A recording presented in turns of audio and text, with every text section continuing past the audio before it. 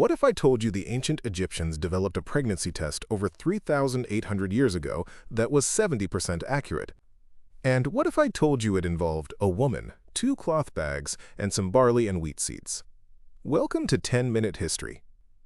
I'm your host, Jake Sullivan, and today we're leaving the grand temples and gilded tombs behind.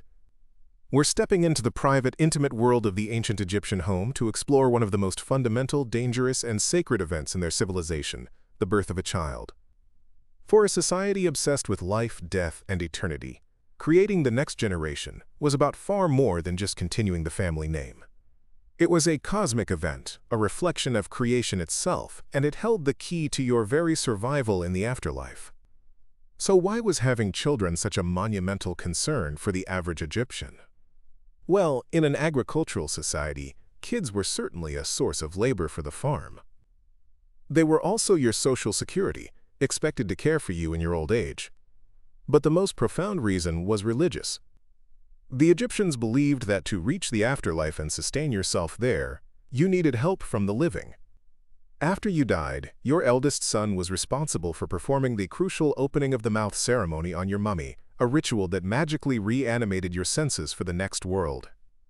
He also had to leave perpetual offerings of food and drink at your tomb. Without a child to perform these duties, you risked a second death, complete annihilation in the afterlife. The pressure to have children, especially a son, was therefore immense. Infertility was a source of terrible social stigma and personal anguish, and it was often grounds for divorce. This desperation to conceive led the Egyptians to develop a fascinating toolkit that blended practical observation with powerful magic. This brings us back to that pregnancy test. According to a medical text called the Berlin Papyrus, a woman would urinate on bags of barley and emmer wheat every day. If the barley grew, it meant she would have a boy. If the emmer wheat grew, a girl. And if neither grew, she wasn't pregnant. Now, the gender prediction part was pure guesswork. But modern science has actually validated the test's basic premise.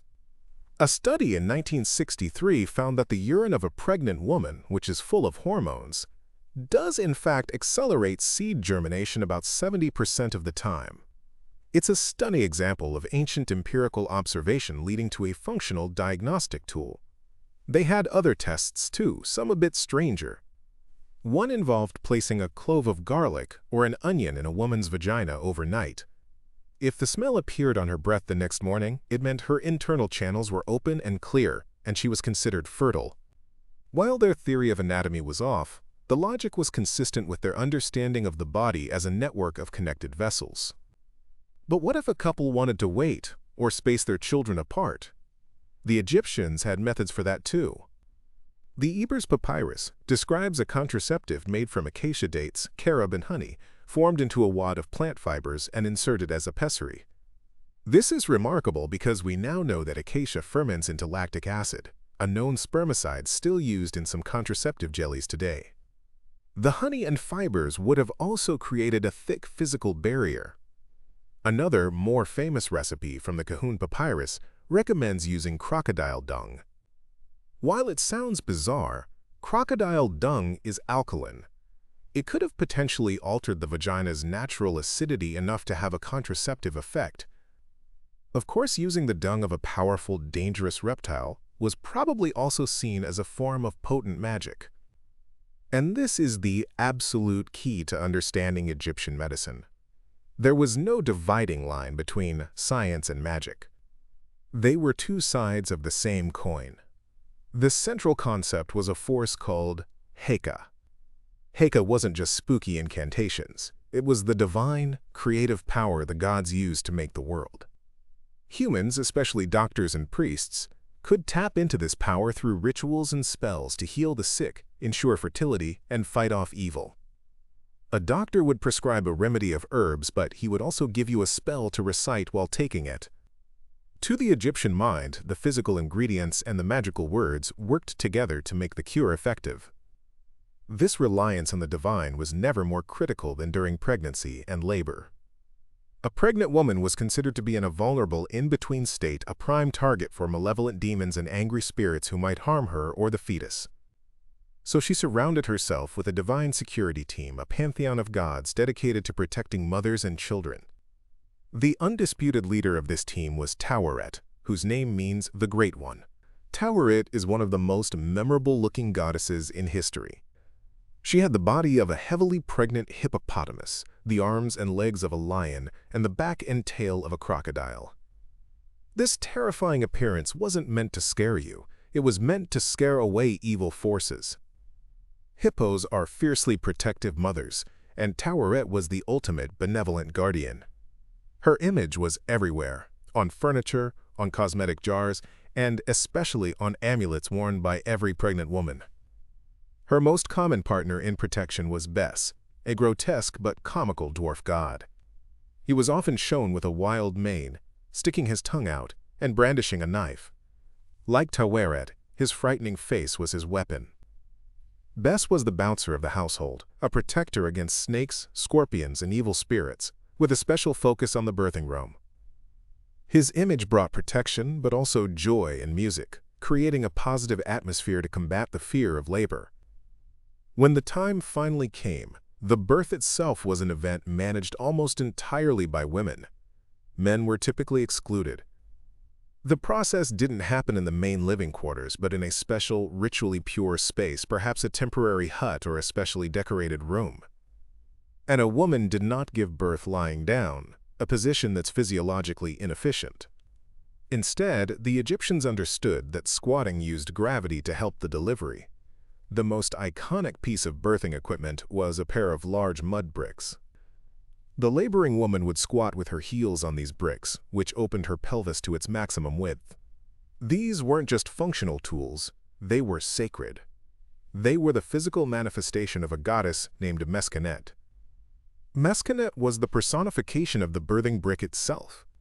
She was present at the very moment of delivery to offer support and, along with a group of goddesses called the Seven Hathors, to declare the newborn's destiny and lifespan. The whole process was overseen by a midwife, a knowing woman from the community, whose expertise came from experience, passed down through generations.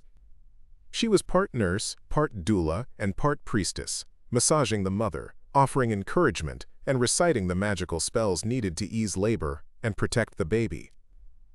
Despite all these precautions, childbirth was the most dangerous time in an Egyptian woman's life.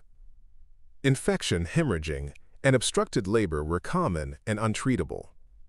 Archaeological evidence from cemeteries across Egypt paints a grim picture, with many young women found buried with a fetus still in their pelvis, or with a newborn infant. Infant mortality was also staggeringly high, perhaps as many as 1 in 3 children did not survive to age 5. This harsh reality only made the magical and religious protections feel all the more necessary. Amazingly, the legacy of these ancient practices and beliefs can still be felt today. The Egyptian medical theory of the wandering womb, which proposed that the uterus could move around the body causing health problems, was adopted by ancient Greek physicians. They developed it into the theory of hysteria, from the Greek word for uterus, hystera. This flawed concept of a uniquely female ailment caused by a wandering womb had a long and damaging legacy, persisting in Western medicine for nearly 2,000 years.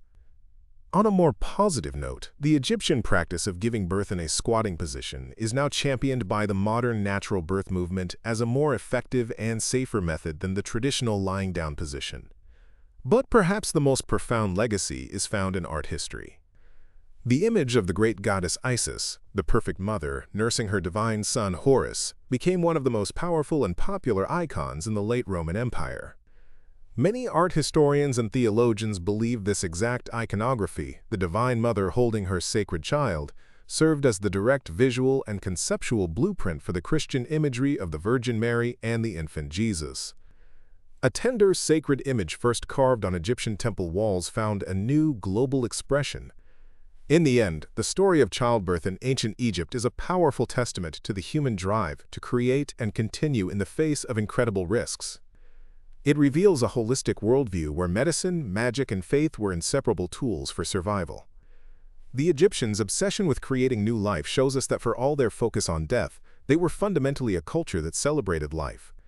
The fears of an ancient Egyptian mother for her child, the joy of a safe delivery, and the hope for the future are timeless emotions that connect us directly to their world. It's a humbling reminder that the struggle to bring the next generation safely into the world has always been, and always will be, one of humanity's most sacred endeavors. So what are your thoughts on this?